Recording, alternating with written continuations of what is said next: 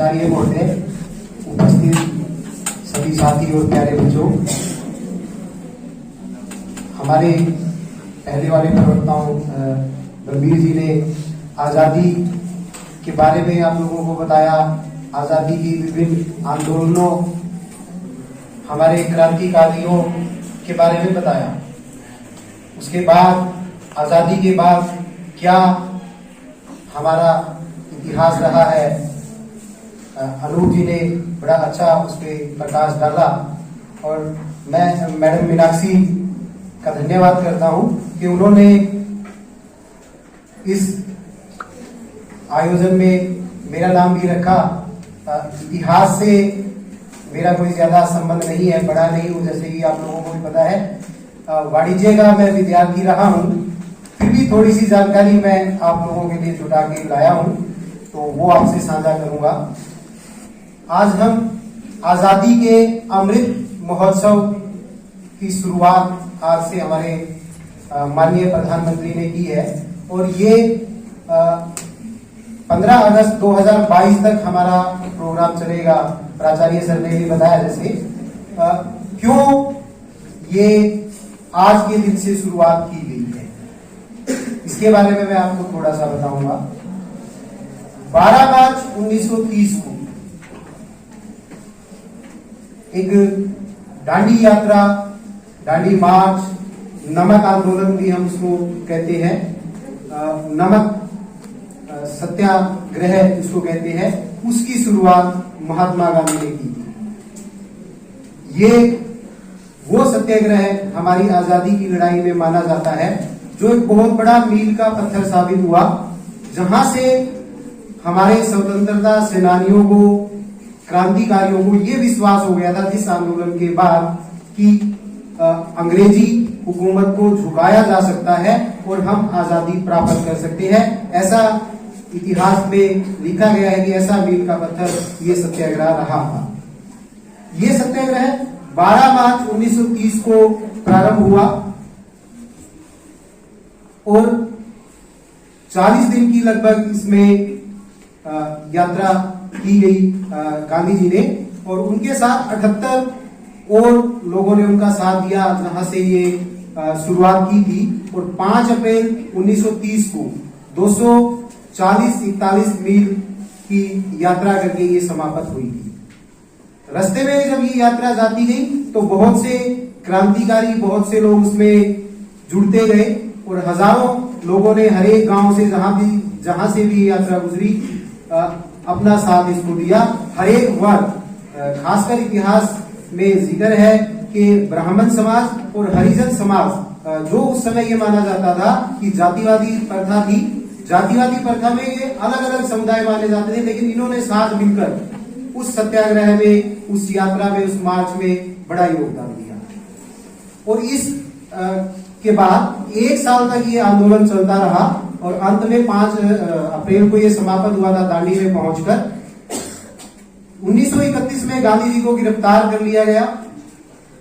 उसके बाद बात करने के लिए लॉर्ड इविन, जो ब्रिटिश सरकार को रिप्रेजेंट कर रहे थे, उन्होंने गांधी जी से जेल में मुलाकात की। फिर गांधी जी को इंग्लैंड ले जाया गया, वहां पर इस मुद्दे पे बात की गई कि क्यों आप ये मार्च कर रहे हो। तो वहां पर जाकर फिर गांधी जी की जीत हुई और उन्होंने एक्चुअल में क्या था कि ये विरोध किस चीज का था, नमक हमारे जीवन की सबसे महत्वपूर्ण वस्तु है और अंग्रेजी शासकों ने क्या किया, नमक के ऊपर बहुत ज्यादा कर लगा दिया था। कोई भी भारतीय उसका उत्पादन नहीं कर सकता था, उसको बेच नहीं सकता था। उसका प्रयोग करने के लिए उन्हें वो अंग्रेजी हुकूमत से ही खरीदना पड़ता, जिसके ऊपर भारी भरकम टैक्स था। अगर हमारे खाने में से नमक को हटा दिया जाए तो आप अंदाजा लगा सकते हैं क्या होगा हमारा असर। तो वो हाल हो गया था, उसके विरोध में ये मार्च प्रारंभ किया गया था और गांधी जी ने दांडी, एक जगह है गुजरात में, वहां पहुंचकर नमक उठाकर इस कानून का विरोध किया था। तो फिर अंग्रेजों ने पूछा कि क्यों आप इस कानून का विरोध कर रहे हैं। तब गांधी जी से बात करके उन्होंने जो टैक्स जो कर लगाया था अंग्रेजी सरकार ने वो वापस ले लिया था। तो ये हमारे स्वतंत्रता संग्राम की बहुत बड़ी जीत थी। उसी से फिर स्वतंत्रता की जो लड़ाई है उसको एक बहुत बड़ा आगाज मिला। इसी संग्राम में अगर हम आज की बात करें तो 1930 और 2030 90 साल पूर्ण होने में एक राष्ट्रीय नमक सत्याग्रह स्मारक की स्थापना दांडी में की गई। आप लोगों से सभी से अनुरोध है कि कभी अगर आप लोगों को जीवन में मौका मिले तो उस स्मारक पर जाइए। उस स्मारक में जो 78 प्लस गांधी जी 79 लोगों की 24 दिन तक यात्रा चली थी, उस यात्रा का पूरा चित्रण किया गया है। अलग अलग उसमें डे वाइज 24 डेज की क्या एक्टिविटी रही, 69 लोगों को और गांधी जी की प्रतिमा कांसे से बनाई गई है, प्रदर्शित किया गया है।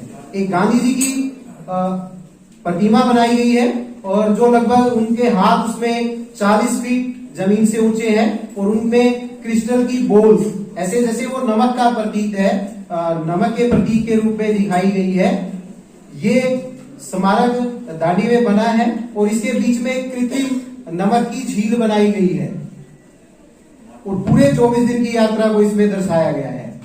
इवन वहां पर एक औद्योगिक प्लांट ऐसा लगाया गया है जिसमें आप किसी भी पानी को डालते हैं तो विदिन 1 मिनट वो नमक में कन्वर्ट हो जाता है। 14 ऐसी मशीनें उसमें लगी हुई हैं। दूसरा, गांधी जी सौर ऊर्जा का बड़ा जिक्र करते थे। उसी पे कॉन्सेप्ट पे वहां पर सौर ऊर्जा के लिए एक प्लांट स्थापित किया गया है। पौधे वहां पर लगाए गए हैं। उन पौधों की टहनियों में या पत्तों में इस प्रकार से वहां पर सोलर प्लेट्स लगाई गई है कि वो बहुत ज्यादा मात्रा में 182 किलोवाट बिजली का उत्पादन होता है। तो ये उनके लिए, गांधी जी के लिए एक बहुत बड़ी श्रद्धांजलि है, एक महान व्यक्तित्व को उनको दर्शाता है। तो ज्यादा समय न लेते हुए मैं यहीं पर अपनी वाणी को विराम दूंगा और आप लोगों से अगर जब भी कभी मौका मिले तो दांडी में जाकर आप इस स्मारक का अवश्य दर्शन कीजिए। धन्यवाद।